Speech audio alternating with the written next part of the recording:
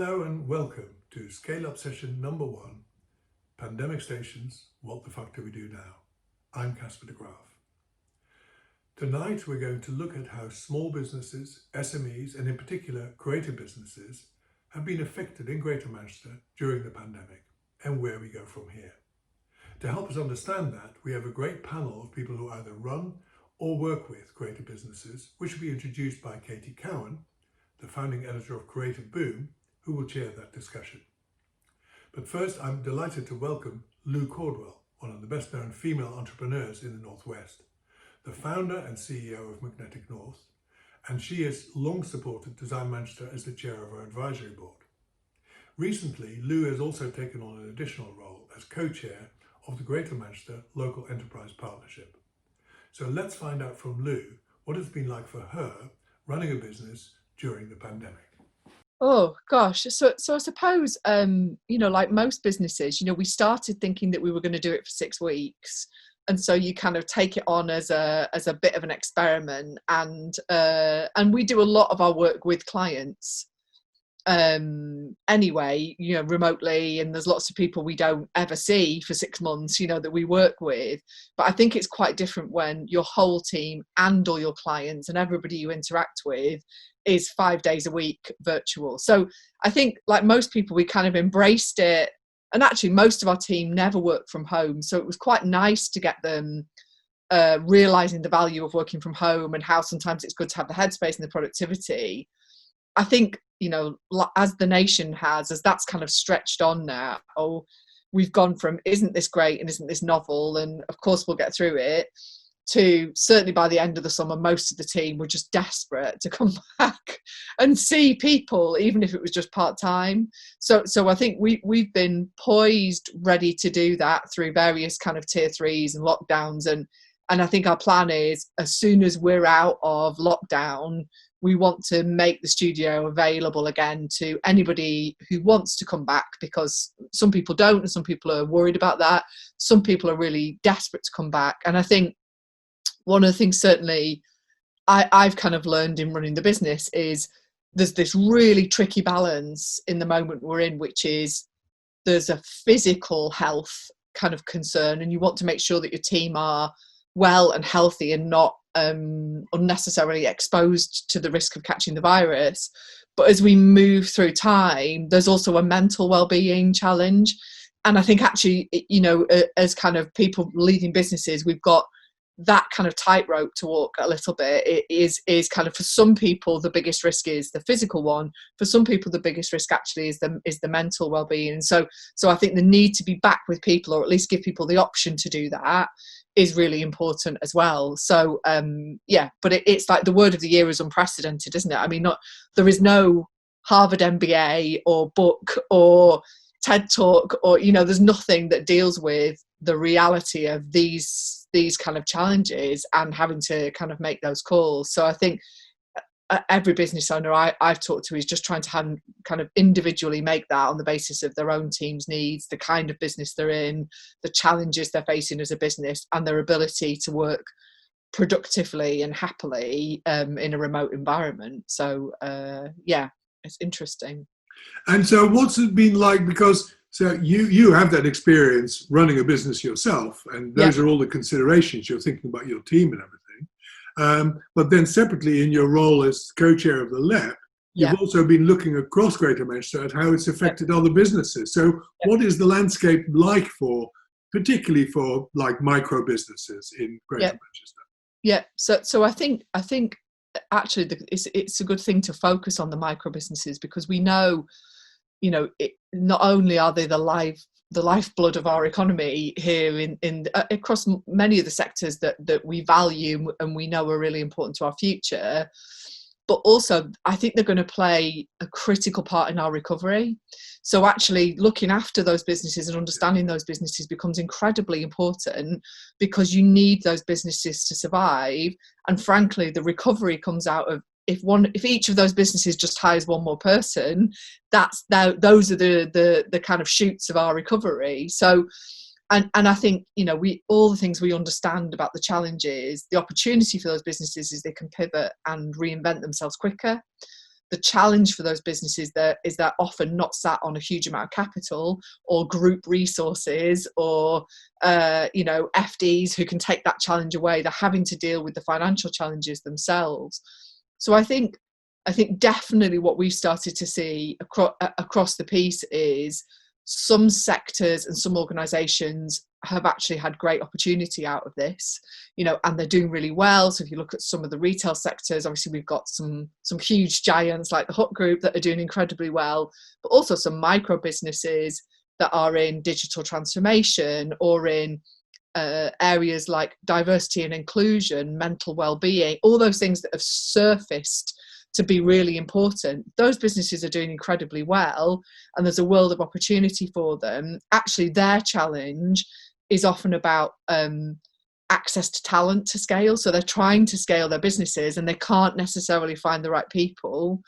And then on the other side of it, we've got sectors that have been overnight significantly damaged. So obviously leisure and retail, nighttime economy, all the stuff that we're seeing talked about in the press, and that we see, people like Andy and Sacha Lord championing, talking about.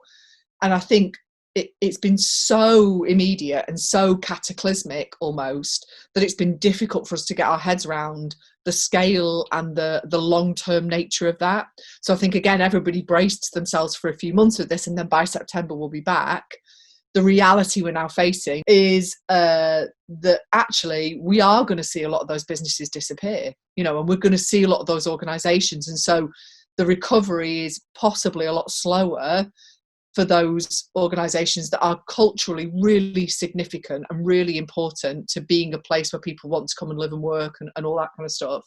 But, the kind of perfect storm, if you like, of, 6, 7, 8 months of dealing with that situation, now none of the student influx that often keeps that kind of part of the economy moving, none of the kind of return to work kind of scale that we thought we would have, and the winter, and it's colder and it's darker, and and we're going to hit a time when people have probably just got less money in their pocket, while we go into a recession. So I think through the LEP and specifically through the Growth Company, which is our executional vehicle, we've looked at specific packages of support to try and support those businesses. But I think some of the long-term solution lies in the reskilling of people from one industry to another. And I think our biggest challenge, and the thing we have to really zone in on, is how do we do that at pace? Because actually we don't have the luxury of 2 or 3 years to build a skills plan. We have to very quickly get those people out of an industry where there might not be a job, or there might not be as many jobs for some time, and get them into the jobs where we know there is growth and we know there is future opportunity. And so that's our real challenge. And so in the middle of that, we've seen some brilliant initiatives. We've just launched the Ada College, which previously has been a London-based initiative. We've now got MagneticNorth, and that's a great way to reskill people quickly into industry and into the digital sector. But I think what's good for Manchester is the local industrial strategy that we mapped out, what feels like an eternity ago. Actually, the sectors that we identified in that as being central to our economic growth, as we then thought about it, recovery, as we now think about it, just became more pertinent in the last 6 months. So green as an agenda, digital as a kind of overarching theme, materials innovation, health innovation have just become so much more important to the way we want to kind of live our lives, reshape society, build back better, whatever we want to call it. So I think we've been smart / a bit lucky in having those at the centre of work streams and initiatives that were already in track. But there's no question that on organisations like the Growth Company, it's been a massive strain, and the number of people there who were working 7 days a week and trying to get out and trying to support businesses on the ground. Again, Manchester's lucky that we have those kind of sophisticated vehicles, but it's been a massive strain on those resources. Yeah, so and how do young businesses, startups, entrepreneurs, how do they focus on this kind of reskilling and what the opportunities are?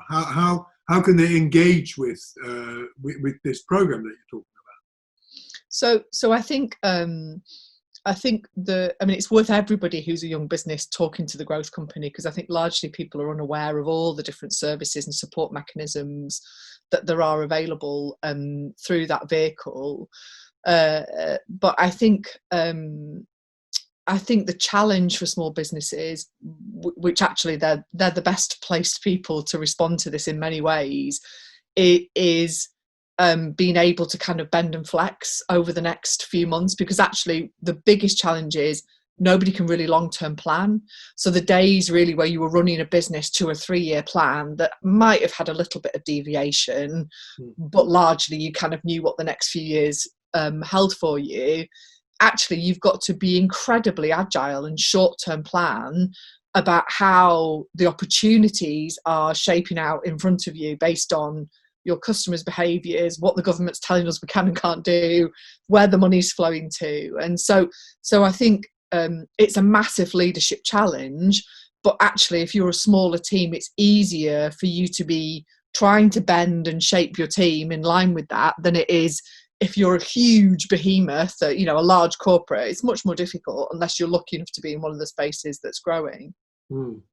So how do you, post-pandemic, let's say we're now a year from now and there's vaccines around and whatever, so how do you see the environment for small businesses then?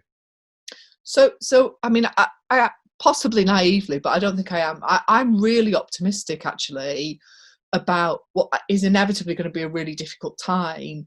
But if you look traditionally, there's a massive kind of growth of startups in periods like this because, there's a number of triggers to it. One, genuinely the opportunity to innovate and to create new industry out of, if you get seismic changes in consumer behaviour and business behaviours, that often creates opportunities for new businesses and new ventures and new products and new services. So I'm always optimistic that if it's the old Einstein quote, isn't it? In adversity there's always opportunity. And so I do passionately believe that, which definitely doesn't understate how painful this is going to be for some people and for some businesses. So I think there's always that opportunity in a startup and then in a scale up sense. But I also think for Manchester, there's a lot of political commitment to small business. There's a lot of recognition of how important they are, as well actually as social enterprise and the role that social enterprises as small or larger businesses can play in economic recovery. So I think we've got a very clear economic plan in that small business features, really heavily. And actually part of the kind of tightness, if you like, of the Manchester community is that ability to kind of look after one another, share best practice, share experiences, and work across the piece. So I think the tightness of our community, the kind of affordability, if you like, of where we are, and the fact you can flex a little bit, that you can, there's fewer barriers to entry than there are in trying to do this in some of the other kind of large international cities.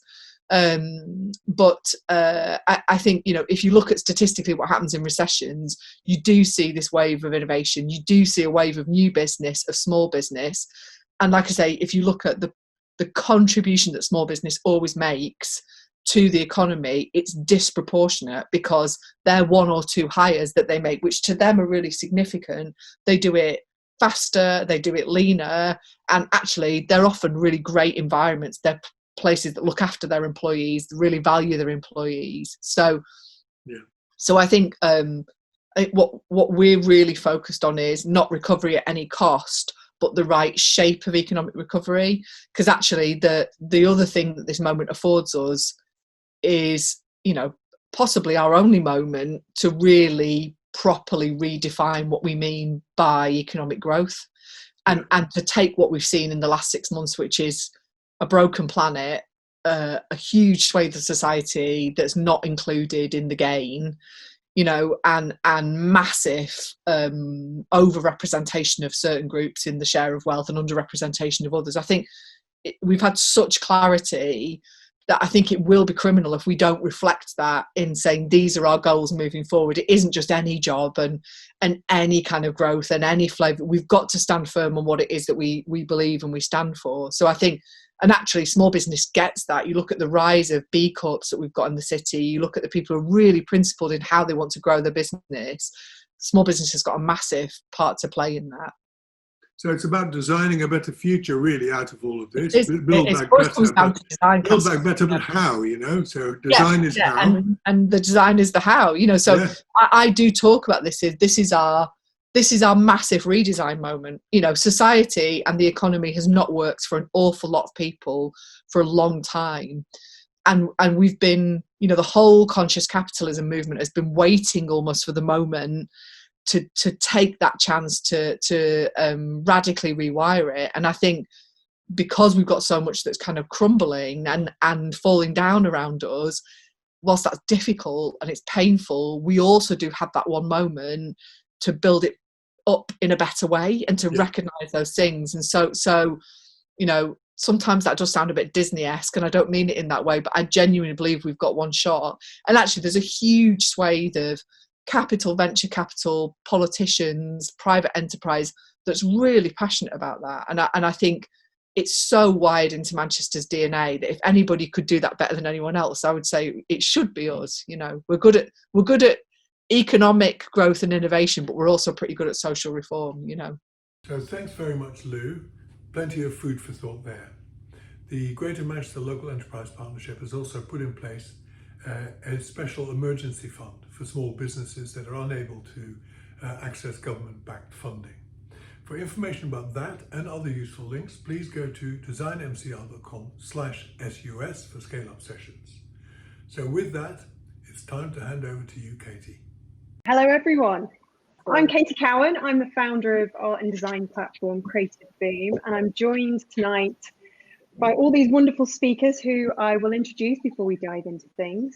We have Debra King of Brighter Sound, a creative music charity based in Manchester. We have Ed Matthews-Gentle, the programme leader of Creative Lancashire and strategic lead for creative industries at Lancashire County Council. We have Jill Adam, is the creator of Louder Than Words, an annual festival in Manchester, which has been described as the UK's biggest music-based literature festival. We have Shirley May, a notable poet and the director of Young Identity, a writing collective that mainly works with young people, offering mentoring and support.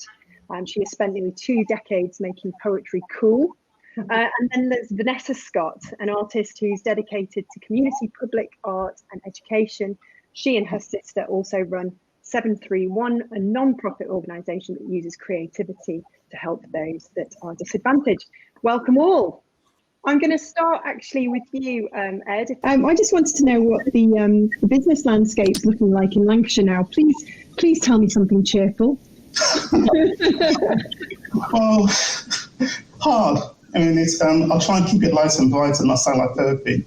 But at least, today we found out that the COVID levels are going down in the county, and that's great because we're part of the world where we've been under extreme measures pretty much since the start of the pandemic, and you can imagine the strain that's had on the sector and the whole of society really in Lancashire. And it's incredible how every conversation we have is still pretty much framed within that kind of COVID lens. You know, it's still going to be the thing that's going to define our time now and define our conversations going forward for a long time. I mean, I think there's been those organisations who have found opportunities. They've managed to find ways to transform their delivery. But at the same time, I think for every organisation who've found a positive way through COVID, an opportunity, there's probably 4 times as many more, if not more than that, who actually are still in extreme need. And it was interesting that the government figures recently for the amount of organisations they think who are maybe falling through the cracks. So they think that there's possibly somewhere like about 2.7 million freelancers and sole traders. And a lot of those people will be working in the art and in the creative industries and the art and the cultural sectors. and they haven't had any support at all. They've completely fallen through the cracks in the government and all the state provision. And it was fantastic that the Arts Council responded so quickly with the emergency fund and also with the Cultural Recovery Fund as well. In many cases, that's been a complete godsaver, to many organisations and those working in the sector. But a lot of organisations haven't had any subsidy at all, and it's incredibly difficult out there. But a bit more about Lancashire, I guess. So we've got about 36,000 people working in the creative industries, and a high proportion of those in Lancashire are working in small organisations. Yeah. And as Lou said, they can pivot quickly and they have those natural abilities to be innovative, to embrace new ideas and technologies. Mm-hmm. So they're the ones actually who have the right skills and the right attributes to strive and survive in this kind of situation. Not that anyone's really striving now, really. If you're surviving, you think you're kind of just about doing okay. And I guess there's some examples of that. I mean, we've got a great co-working space in Preston called Society One, who obviously they shut down in March like everybody else did, but they found a way to reopen, make the space safe. But it's now become a more of a kind of hybrid working space where ourselves and other partners may use to facilitate large meetings with good quality tech, that's not going to drop out and things like that. And also working with our partners who deliver our business support programs as well, which we've managed to continue. And we've been adapting all of that stuff to respond to current need. Yeah. And another example of that, I guess, is someone like, it's a great company on the Fylde Coast called KRS, who an events production company. And they work in the space of large events and live entertainment, which just hasn't happened. But they've kind of moved into that space now where they're supporting schools and educators to deliver learning online, working with large corporate partners as well who can't gather their big teams in meetings, but they have a lot of people, so there's a lot of tech issues to resolve there as well. Yeah. Some examples, really. Yeah, I mean, I think hybrid and technology is going to be something we hear a lot about this evening.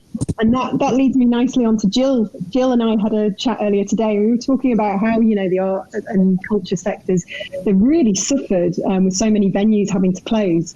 You've just had this year's Louder Than Words Festival. How did it go? Well, on a lighter note, we had a fantastic time. It was a great success for us.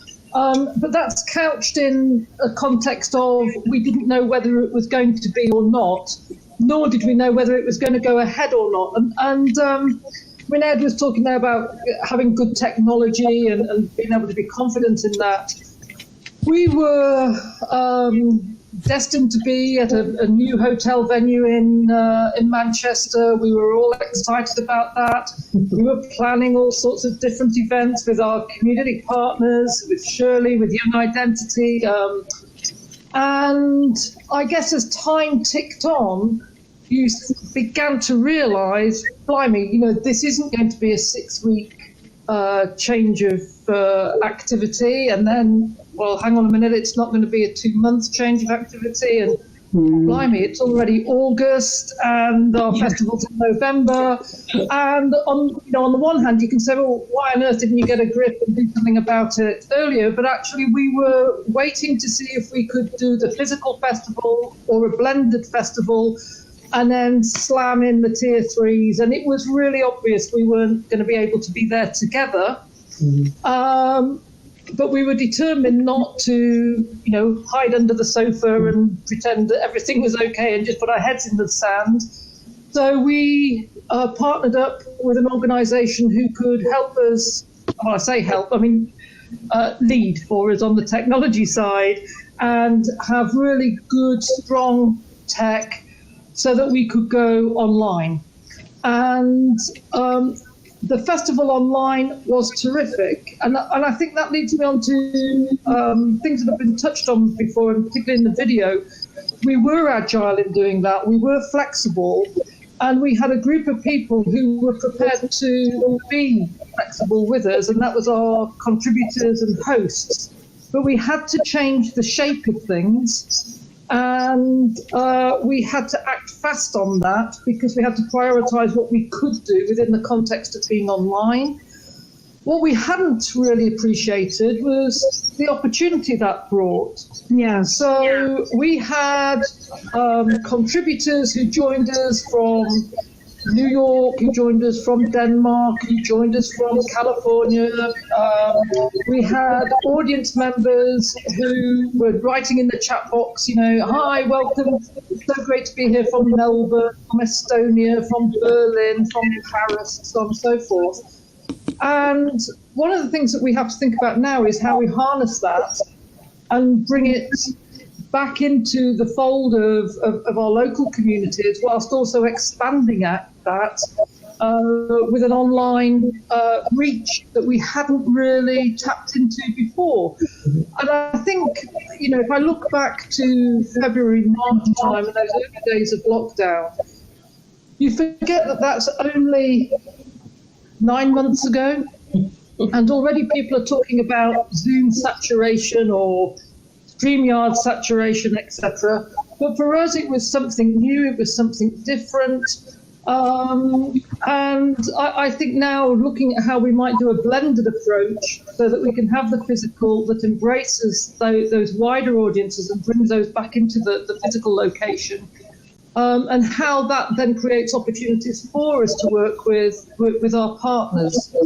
I think we were lucky because also in that passage of time, people have got used to this. Sitting here on a Thursday evening, it doesn't feel hugely alien anymore. And it actually feels lovely to see people I haven't seen for a long time, and to say hello and all of that and know that there are people listening in. And we were lucky because that period of time meant that people were much more relaxed at just pushing connect and joining in.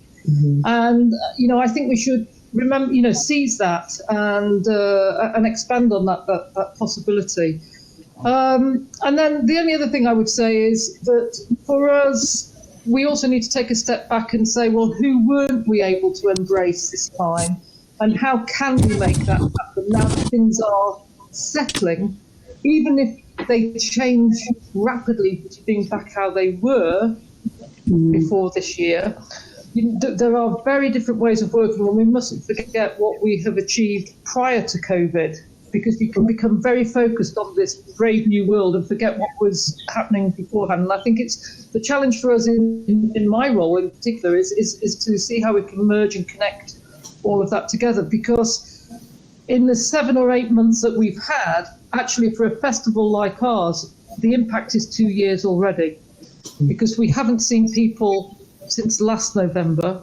We saw them, last November. We didn't see them this November, and we won't see them until next November physically.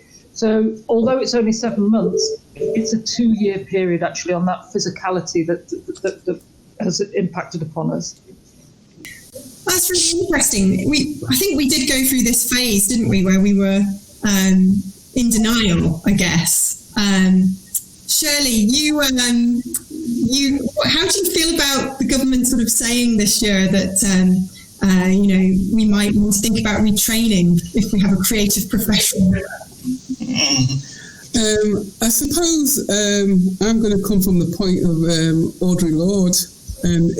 We need poets and we need cultural ambassadors, and we need people to still be writing, dancing and performing. What we've got to do is just adapt to this system of working, and when we're allowed out again, I think it's important that those people who are creative find spaces and venues to be able to show the work that they're creating while they're not able to.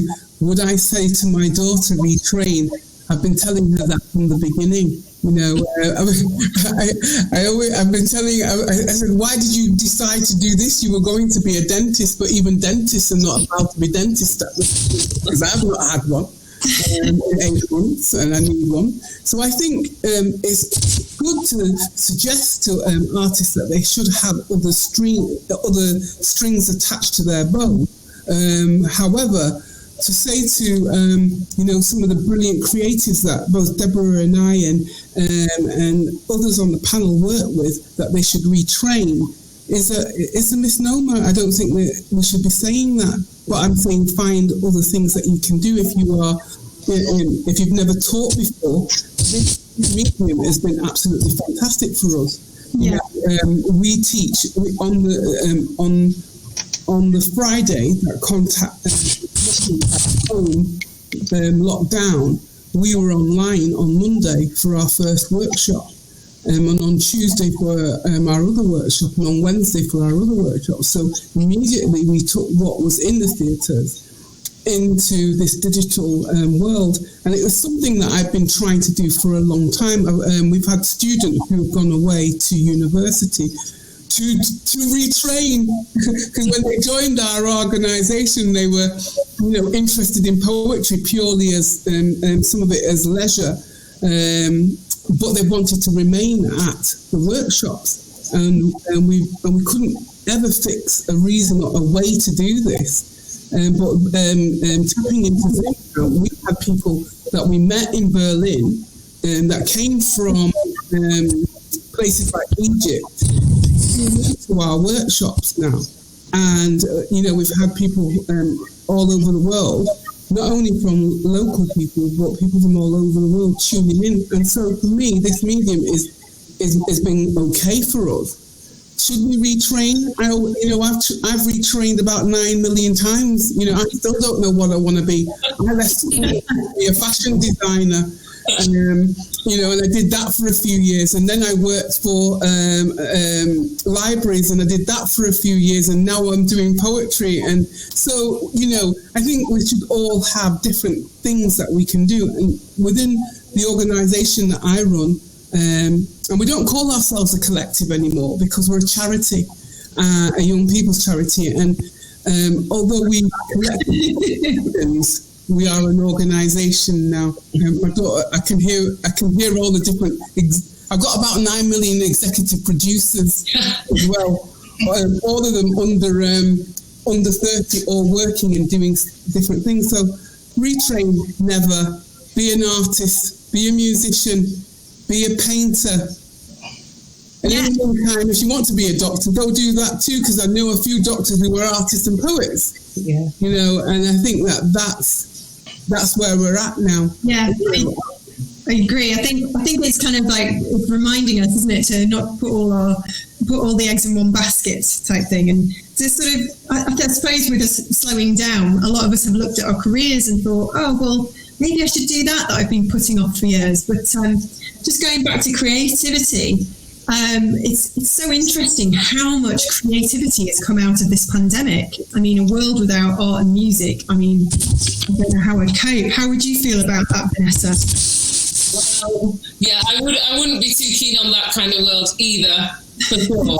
So I think it is really important, and it's interesting that you said that, because listening to the other panelists and the video before, it was making me think, in this time about listening, saying that we have to retrain, we have to add strings to our bow. What I've seen in terms of art and visual creativity in that way is an upsurgence. I've seen more public art, more art being taken out of gallery spaces which have had to close frustratingly and brought onto the streets, into shop windows, into abandoned buildings. I've seen people expressing themselves through chalk art on their driveways, and to me that has really enriched society and communities, and it's just been a real nice touch point for people.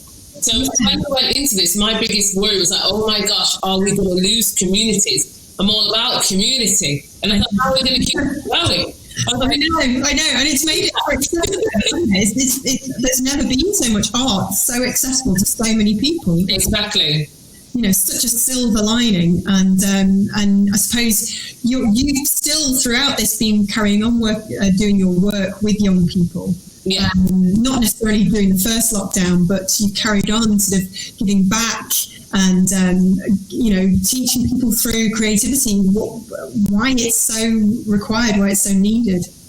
Yeah, it has been really interesting because I know it's been quite an isolating time for people, and definitely the way I've had to work has changed in some. Like this forum right here, I was like, no, never, always. I never thought I would, start to value that. As I think Jill said before, seeing people even in this way has become really valuable and really enriching.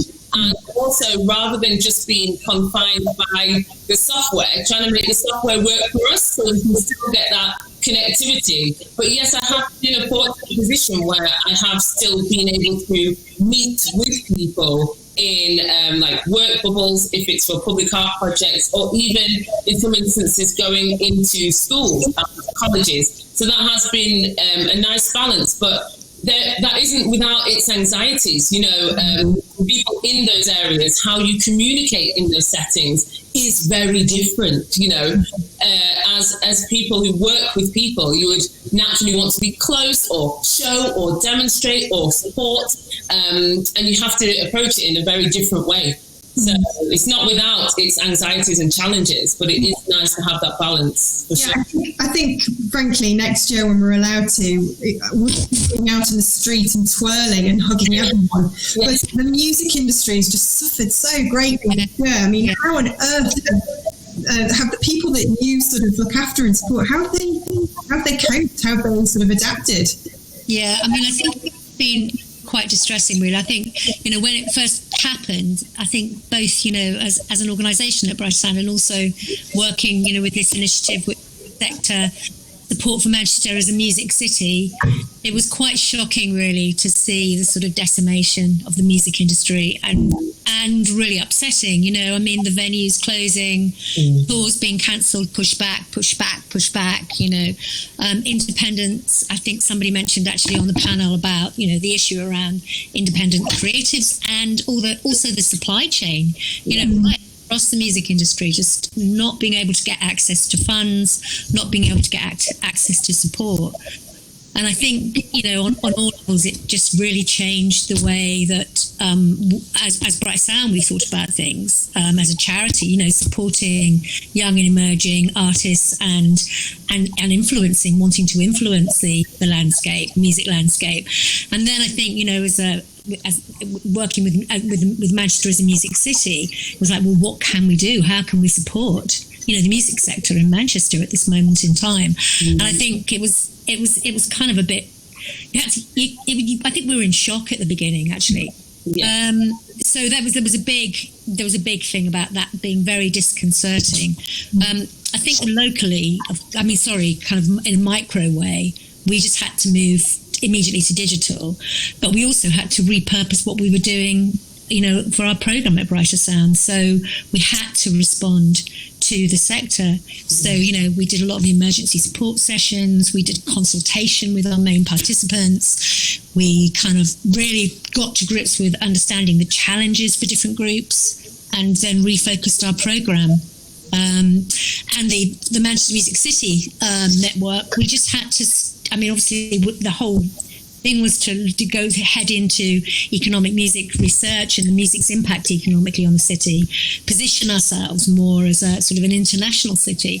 But the immediate things we had to do was really support some of those parts of the sector that were finding it so hard to survive, including, small to medium scale venues, touring agents, everything you can think of, sound engineers, independent musicians, and offering a lot of advice and support and feeding into the city's kind of structure, learning from all our international partners as well about ways they kind of try to shift things and move on things. So that all sounds very bleak, and I think it was quite bleak and quite hard, but I think there is something positive.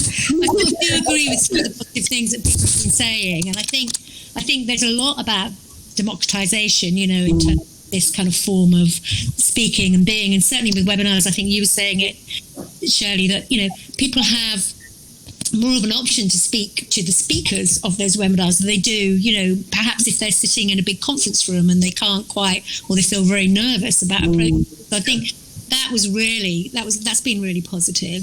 I think the other thing that's that's been really positive is the collective effort of the industry, right across, I mean, the music landscape generally, just that sense of working collectively and collaboratively. And I also think it's the resetting and rebalancing, and I think that's a really positive opportunity, and with the Black Lives Matter movement, I think, that's really highlighted the inequalities across the music sector and landscape. We knew they were there, but it's highlighted it even more, as with other sectors. And I think it's really galvanized action.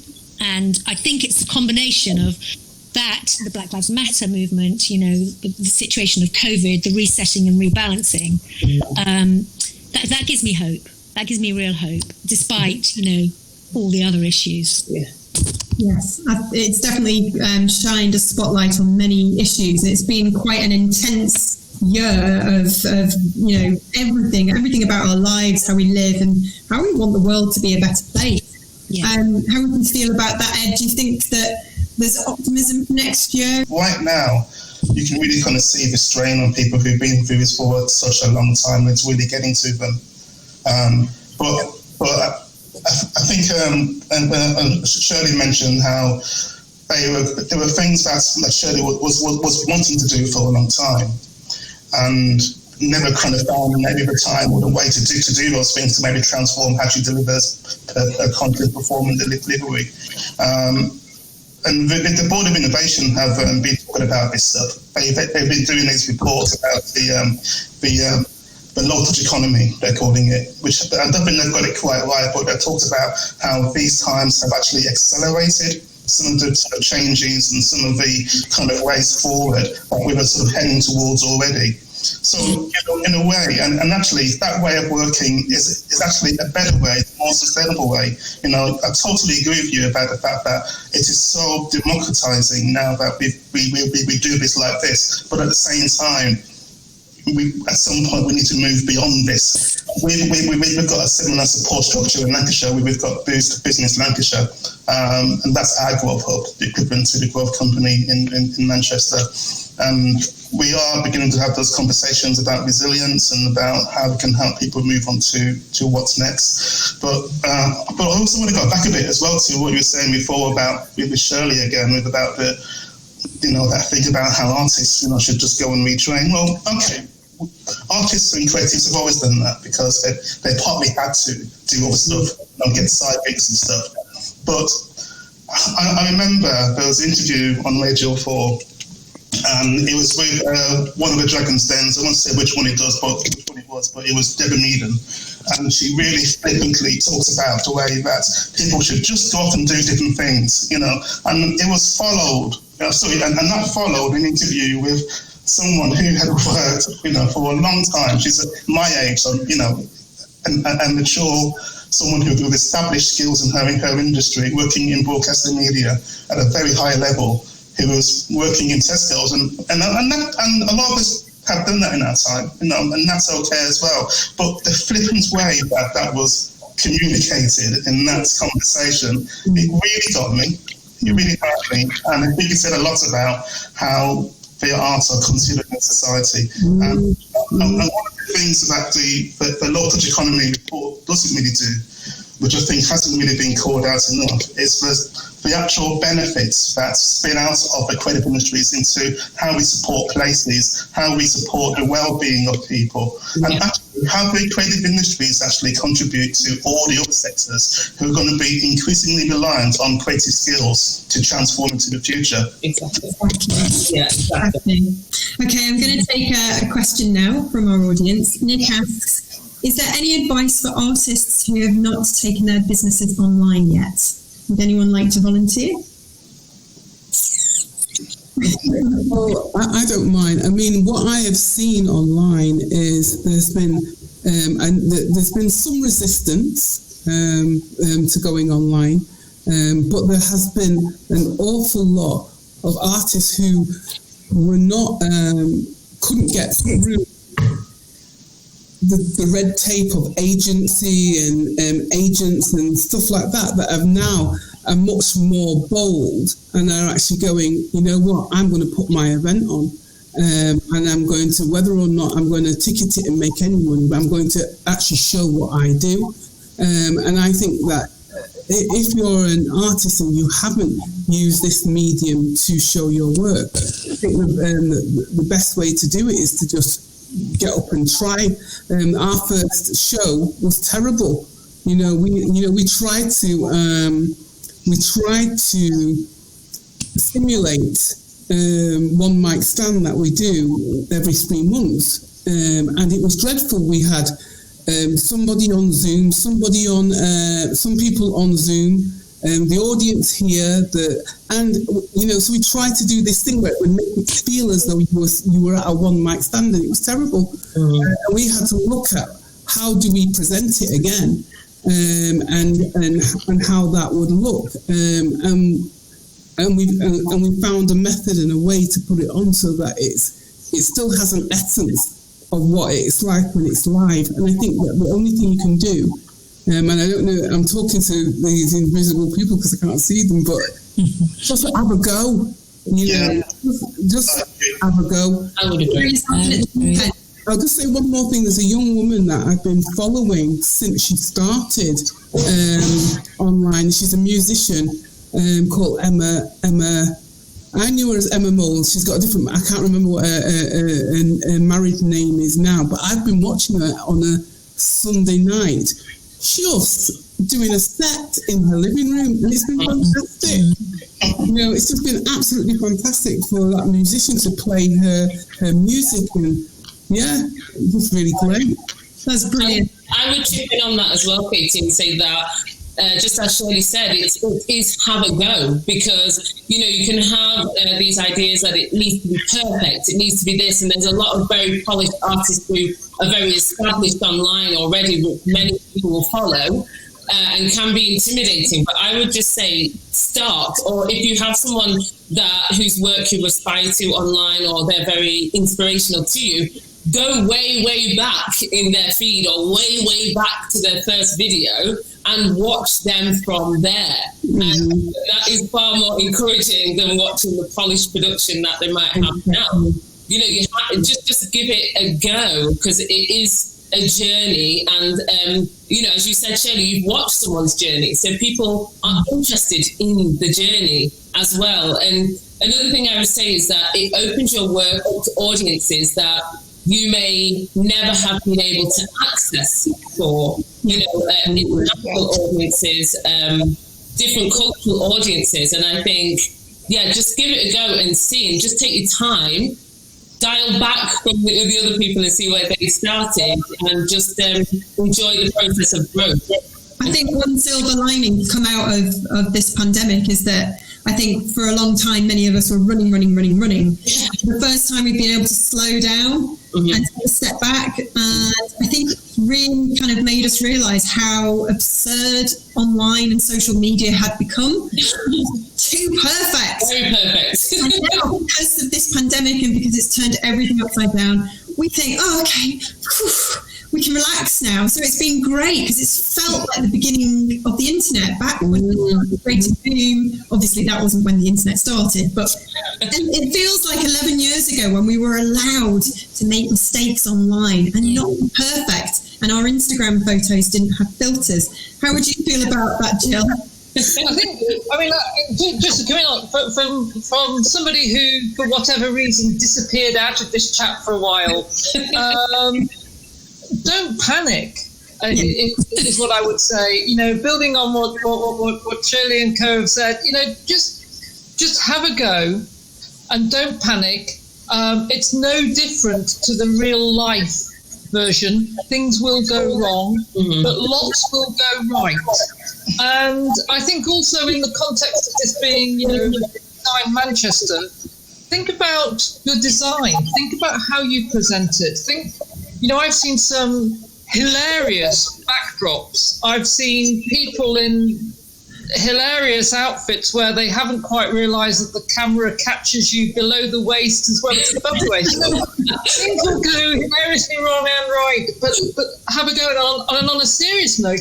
Think about how you're going to present what it is that you want to do, so it can be the best that it can be, not only for you, the audience to engage, because a lot of this stuff has the risk of looking and feeling and sounding the same. Yeah. And yet the stuff out there to make it different, to make it distinctive, and to make it personal to your art form that you want to get out there. Yeah. And be authentic as well. I think that's what I see. Deborah, would you agree with that? Yeah, I would completely agree with you. I was just about to say that word, actually. I think, to be authentic and to be yourself, creatively from the heart is what captures people's attention and imagination and emotional connection with what you're doing. And I think that's really important. There's also loads of people, if you have a fear around, connecting in that way in the digital world, there are loads of support sessions that are happening in the sector now, depending which bit of the sector you come from, but there are tons of things going on that are free as well. So you can get a huge amount of, I think, professional development support and, you can attend masterclasses, webinars, etc. So, that was my And I think as someone who sort of works in that world of business supports and sort of sector-specific support for the creative industries, I'm always going to think about the idea of how you plan stuff to do stuff better. But right now, I've kind of shifted that to plan as best you can and be ready to change your plan at any time. And that's hard, actually. It's wearing, but, it's like everyone's been saying, have a go, make a mistake, be fine, experiment, do it again, do it better, a bit better each time. Eventually you're going to get it right, just like you've all been saying. Yeah. Sorry. I think also there are things that will come into you left field that you hadn't anticipated before this digital world.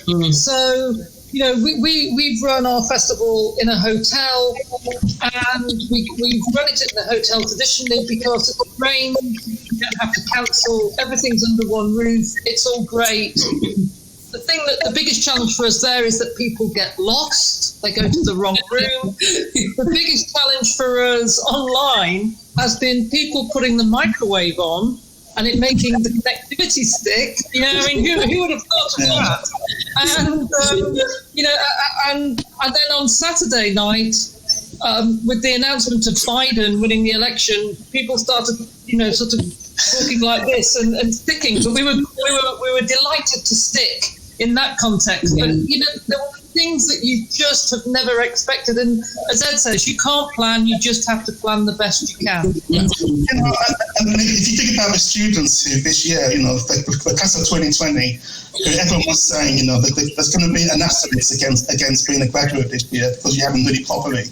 Well, for me, actually, they are the epitome of the most of what's great about this sector and about people in this sector. Because if you think about how you are going to source materials to present your final collection or piece of body of work, how you're going to film something, present performance, and do that when you can't get to your studio, you can't get to your, to all the things that you need and everything's locked down. For me, the graduates of 2020 are the most talented. I would wear that badge with pride. Because you can all the things that we've been talking about, they've tried stuff and they've just experimented, and in one way, we are sort of going through the world's biggest experiments in the whole world. Yeah, agree with that. Yeah, totally agree. And Martin Evans from the audience has said there are many opportunities for design and the creative industries as a result of COVID, but he wonders if there are things that we should not continue to do, as many are feeling overwhelmed. So we may need to do less, but do things better. And if so, what should we stop doing? Who would like to start? Jill. I can give a very practical example on something that Lou said in the video about being greener. And we have, speakers who may have come a long way even within the UK or internationally. And I think we have to think hard now as to whether or not that kind of contribution or that kind of behaviour in order to make a contribution in a physical sense is entirely necessary, and the impact that has had that we no longer need to make. So I think there's a chance for us to be much greener, and I think there's a chance for us to take a step back and think about how we coordinate and who we coordinate, and take some responsibility about that, instead of just thinking, oh, it will be great to have that person, let's get them here. Because actually now we can get them here in a very, very different way, and with high quality. Yes. And it's only going to get better as we learn and grow. And it's a really good point, I suppose, as well, Jill. It's going to be better for some of the speakers, because to come to some of these events, it's expensive, right?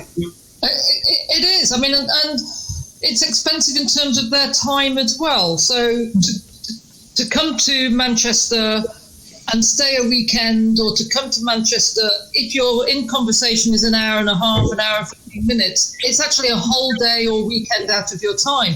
To sit for an hour in your front room and talk to us, I think there are all sorts of important ways of looking at what we do in order to make them happen differently, and differently doesn't have to be less good. Well, it's been so lovely talking to you all, and I can't wait to meet you all in person. And I would love to thank you for your time this evening and talking to us about how we've been impacted in the creative community, and how positively we're going to move forward. So thank you, and thanks to Design in Manchester, all our guests, and for everyone listening. Have a lovely evening. Thank you. Thank you.